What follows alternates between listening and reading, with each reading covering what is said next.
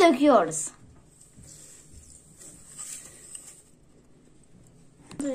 Rengi açılana kadar çırpıyoruz.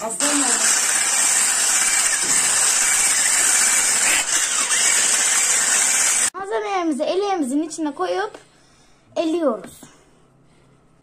Yumurtalarımızı söndürmemek için önce kaşıkla karıştırıyoruz. Vanilямızı döküyoruz.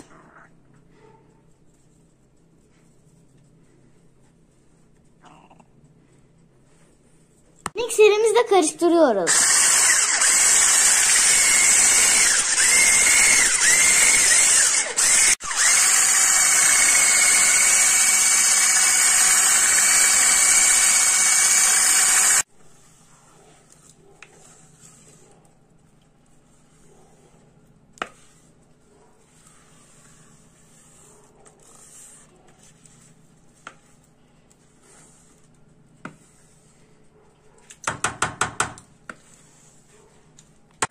İspanya oldu.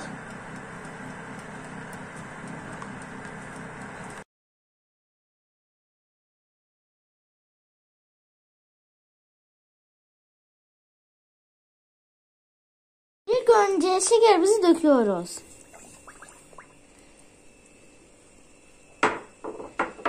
Şimdi de yumurta sarımızı döküyoruz. Şimdi de unumuzu döküyoruz. Şimdi de karıştırıyoruz.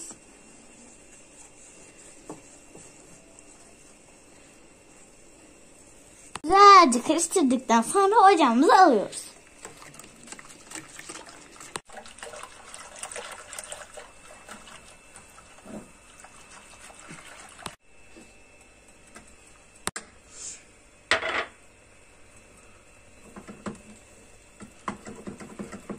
Labne peynirini döküyoruz. Mikserimizle karıştırıyoruz.